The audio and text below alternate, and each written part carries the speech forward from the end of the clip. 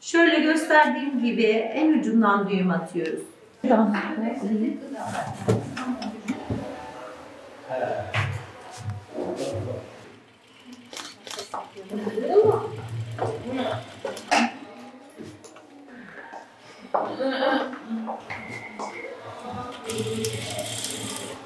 Şuraya da dikkat.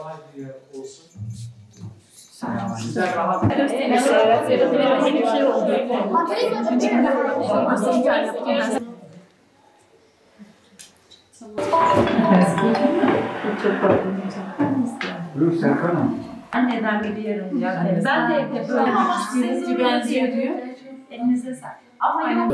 Ya da tel kıskacımızı kumaşa takıyoruz. Bir tanesini içine geçirerekten terse çeviriyoruz. Hazır dikilmiş parçalarımızı.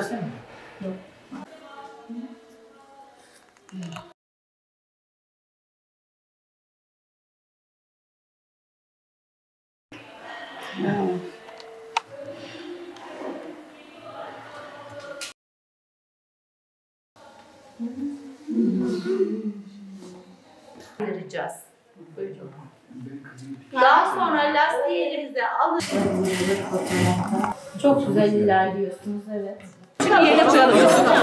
Tepsimiz burada. Tepsi yapalım. Yardımcı oluyor mu? Doğru gidiyorsun. Elimizi geçirirken dikkat ediyoruz. Şu uç kaymıyor. Elimizde kalıyor. Tamam mı? Onu ortaya alacağım. Güzel yoğuracağım.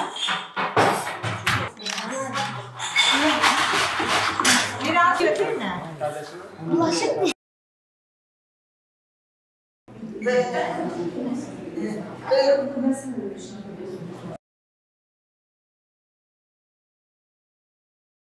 Ne geçiyorsunuz değil mi? Hocam ilgi alanlarımız çok farklı. Yeni bir ilgi alanı oluşturuyoruz işte. آمين كلوا واشربوا ولا تسرفوا إنه لا يحب المسرفين الحمد لله الحمد لله الحمد لله الذي أطعمنا وسقانا وجعلنا من المسلمين والمسلمات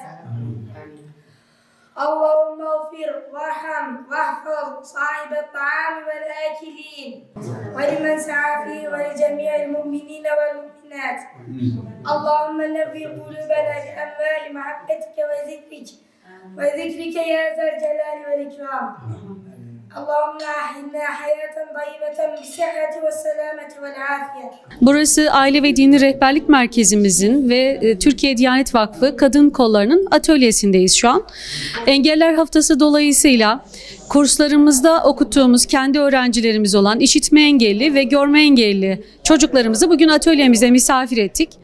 Onlarla hem dikiş atölyesinde iyiliğe katkı sağlama amacıyla dikiş etkinlikleri yaptırdık.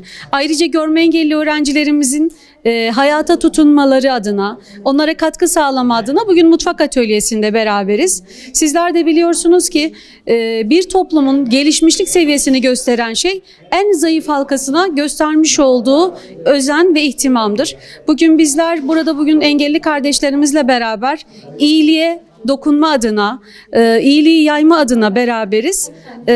Bu anlamda bizlere düşen şey engelleri beraber aşma, onlarla beraber yardımlaşma, görmeyen kardeşlerimize göz, işitmeyen kardeşlerimize kulak olma. Bundan dolayı ben bu atölye çalışmasında emeği geçen bütün hocalarıma, öğrencilerime teşekkür ediyorum. Hoşgörü Kur'an kursunda hafızlık eğitimi alıyorum.